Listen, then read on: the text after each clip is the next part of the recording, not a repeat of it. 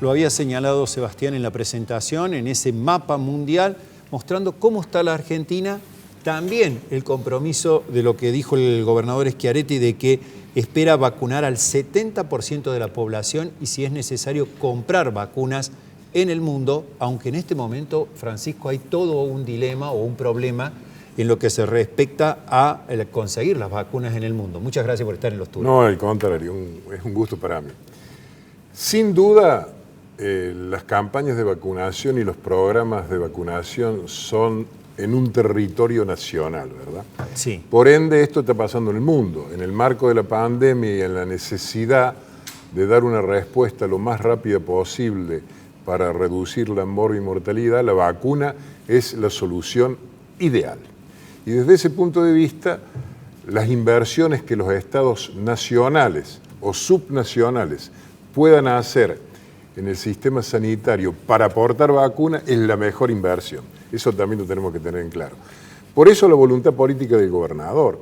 Es cierto que a nivel mundial hay una disputa por las vacunas. Este es un fenómeno mundial y ahí se van posicionando los distintos estados nacionales. Lo propio está haciendo Argentina.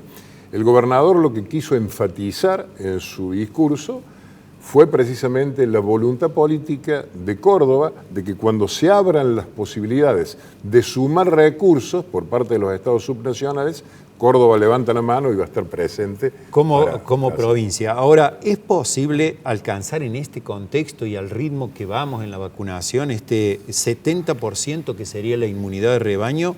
Incluso el ministro de Salud de la Nación ha hablado de que en el mes de julio va a estar vacunado el 70% de la población, que sería algo así como 30 millones de argentinos.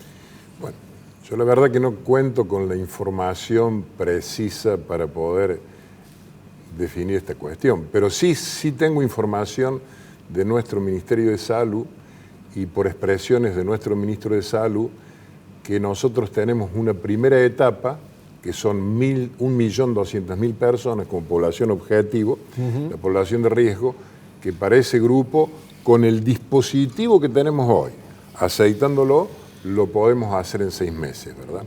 Entonces, esto es importante, son declaraciones que nuestro ministro ha hecho y todo tendrá que ver, insisto, con la posibilidad de contar con el producto farmacéutico, claro, ¿verdad? Sí. Porque el dispositivo en Córdoba se está trabajando muy bien, de una manera muy aceitada, participando los hospitales regionales, los de capital, los del interior, los gobiernos locales, habilitando también con el voluntariado las instituciones intermedias en todas las localidades, los lugares físicos y también la disponibilidad del personal para llevar adelante la vacunación. Todo eso se está trabajando muy bien, ¿no? Con todo lo que significa la preparación y todo lo demás, pero dependeremos de la cantidad de vacunas, ¿no? Bien, Francisco, has dicho muy bien que hay una pelea casi geopolítica, no solamente de los intereses económicos, de la distribución de las vacunas en el mundo. Perdón. ¿Hay en la Argentina también una disputa política por quién vacuna a raíz de lo que pasó en Buenos Aires, por ejemplo, con la Cámpora, anunciando de que las vacunaciones se van a realizar en algunos locales partidarios o hay que inscribirse en locales que maneja esta agrupación juvenil del gobierno nacional? ¿Hay también una pelea política por las vacunas en la Argentina? Según tengo yo entendido, el órgano que es el COFESA a nivel nacional, que es el órgano que reúne a todos los ministros de salud de la provincia y el ministro de salud de la nación, tienen una distribución absolutamente proporcional respecto de la cantidad de vacunas que llegan a cada una de las jurisdicciones. No conozco dentro de la jurisdicción de provincia de Buenos Aires cómo es la distribución, pero sí sé que en lo que hace a la distribución nacional existen reglas muy claras y equitativas respecto a la distribución. Bien, ahora apelo a tu condición de exministro de Salud para conocer tu opinión si es posible volver a las clases presenciales y si esas clases pueden generar un ámbito de contagio, ya sea los estudiantes, adolescentes, docentes. ¿Cómo observas ese panorama? En primer lugar, es muy importante poder rehabilitar lo que significa el sistema educativo, tanto a nivel nacional como a nivel de las jurisdicciones provinciales. O sea, es importante volver al aula. Es muy importante volver al aula. Y desde ese punto de vista, por supuesto que siempre se corren riesgos, ¿verdad? Lo que tenemos como ventaja en este momento es la experiencia que ha significado el 2020 respecto de lo que significan los protocolos, el conocimiento que se ha desarrollado, la sistematización de todo lo que es el sistema de salud, que está atento a cualquier evolución de la contingencia, y la predisposición de las familias, ¿no? Porque esto es un tema que se vive en la familia, como así también de los cuerpos docentes y de la comunidad en general, de recuperar la actividad. Yo creo que va a depender mucho de lo que vaya a ocurrir desde el punto de vista epidemiológico, pero fundamentalmente el hecho está en que hay que avanzar en lo que significa la posibilidad de iniciar el ciclo educativo. Y el ministro de Educación, como el ministro de Salud, como el COE provincial, están todos trabajando con los cuerpos docentes para llevar adelante este proceso. Por supuesto de que tiene características diferentes en las grandes ciudades o en las ciudades del interior. Siempre se va a manejar con prudencia, será un tema progresivo, pero yo creo que es muy importante avanzar en este tema. Es muy importante la presencia de los alumnos en el aula. ¿Los docentes deberían estar todos vacunados o es posible que vaya un docente que no es posible, tenga? Por supuesto que es posible de que los docentes atiendan las aulas sin que aún estén vacunados. Bueno, en este aspecto lo ideal sería, insisto, ¿no es cierto?, de que uno pudiera progresar rápidamente con la aplicación de las vacunas. Pero yo doy un ejemplo.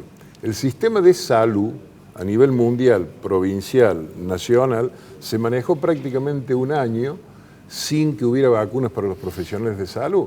Y en ese aspecto, ¿no es cierto?, los cuidados, las medidas de bioseguridad, el hecho de respetar los protocolos son, por supuesto, muy importantes para poder minimizar los efectos de la pandemia. Bien. Y ojalá que rápidamente podamos. Ya empezamos a vacunar a los docentes que tienen más de 60 años. Otro tema de la salud, pero que también tiene su arista político, porque se ha presentado un recurso de amparo en Chaco contra la interrupción voluntaria del embarazo, o sea, la ley del aborto, como se la conoce comúnmente.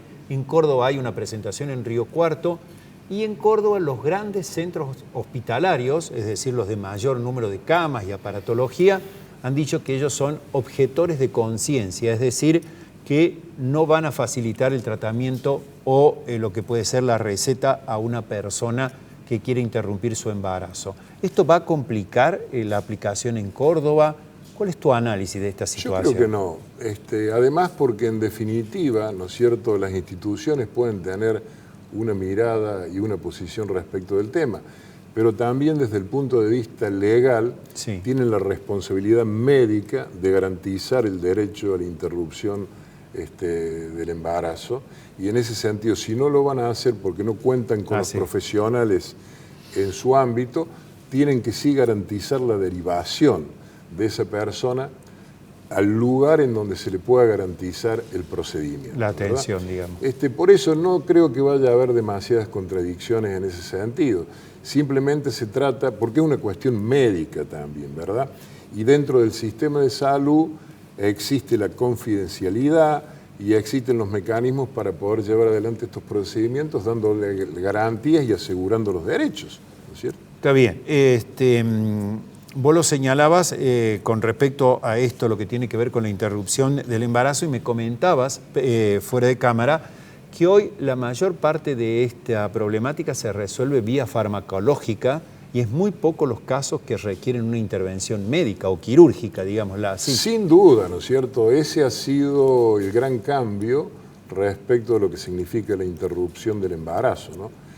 En ese aspecto, la utilización del misoprostol, que es un fármaco que se hace, digamos, bajo control médico, pero garantiza un resultado muy eficaz en la interrupción del embarazo.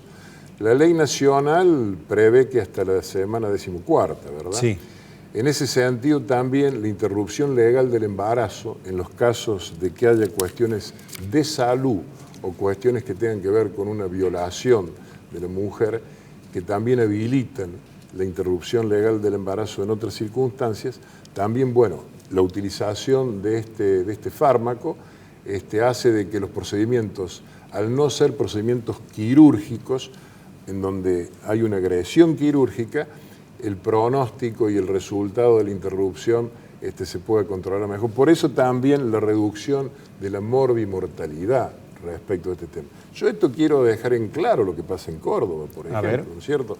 En los últimos 10 años en Córdoba, sí, y en los últimos 3 hemos tenido 0 muerte materna, ¿no es cierto?, por una interrupción del embarazo, digamos, provocada, ¿no?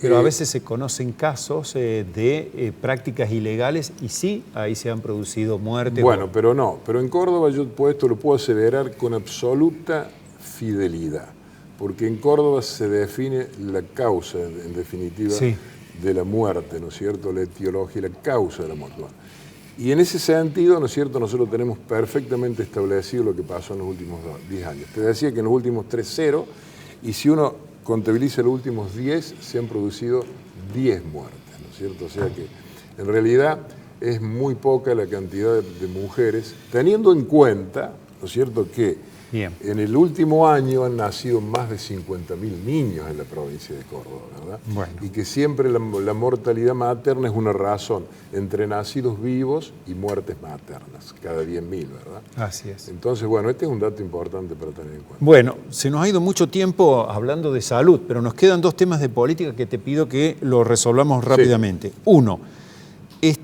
respecto a este falso médico del COE de Río Cuarto, que se ha ordenado ahora su detención y se ha cumplido, digamos, se ha dicho de que hay también un entramado político que lo ha favorecido, que lo ha protegido en sus fabulaciones, en estas sus actuaciones, e incluso te han señalado a vos como uno de los dirigentes políticos que pudo haber influido en la carrera de este joven. No lo conozco.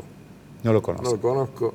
Además, en esto quiero ser absolutamente claro, y el ministro de Salud lo ha expresado, ¿verdad? Esta persona ingresó como un voluntario dentro del sistema provincial. El COE tiene aproximadamente 14.000 personas que voluntariamente se han sumado. 14.000 personas. De las cuales en este momento debe haber más de 2.000 que están trabajando dentro del sistema. Bien. El ingreso al COE, ¿no es cierto?, como voluntario, no requiere ningún título profesional. Uno puede hacerlo sin tener ninguna idoneidad, porque en definitiva uno se presenta como voluntario, se lo capacita para una determinada acción y se la lleva adelante. Pero acá hay que ser concreto. Cuando el Ministerio de Salud, el Consejo de Médicos, la Secretaría de Salud Pública de Río Cuarto tomaron noticias respecto de esta situación, lo que se hizo fue el mismo día apartarlo a esta persona y se hicieron las denuncias a nivel de la justicia y del Consejo de Médicos para que, bueno, terminar ahora en un procedimiento de esta naturaleza. Yo en esto quiero rescatar una cosa, 2 palabras, ¿no es cierto? Primero, acá no hay ninguna cobertura política de ninguna naturaleza, ninguna naturaleza. Esto lo quiero dejar en claro. Y por el otro lado, ¿no es cierto?, se debe a una situación especialísima de una persona, ¿no?, que tiene determinadas características, ya se verá cuáles son los problemas y todo lo demás. Algo así hay mucha como gente que trabaja mucho, que trabaja muy bien, y el voluntariado es sumamente valioso y es una actitud solidaria de desprendimiento que yo quiero... Hay una famosa película, Atrápame si puedes, que realmente es un fabulador, no sé si tendrá las características de este joven de eso. Para cerrar, al toque, ya me dicen que estamos excedidos en tiempo. Obviamente has respaldado el mensaje del gobernador. Te pido por la autocrítica que ha pedido la oposición, sobre todo en temas de salud y de inseguridad, que dijo que el gobernador no habló o no hizo una autocrítica sobre esos temas. A nosotros tenemos la responsabilidad de gobernar la provincia y de llevar soluciones frente a las distintas instancias. Permanentemente quien gestiona el gobierno tiene que ir solucionando temas porque las demandas son diferentes, las situaciones, y se corrigen cuestiones, pero lo hacemos desde los hechos. O sea, la autocrítica se tiene que expresar en medidas que resuelvan los temas, y yo creo que eso es lo que hace el gobernador de la provincia de Córdoba. Medidas que resuelvan los temas. Bueno, muchísimas gracias por estar en Los Turelos, Francisco.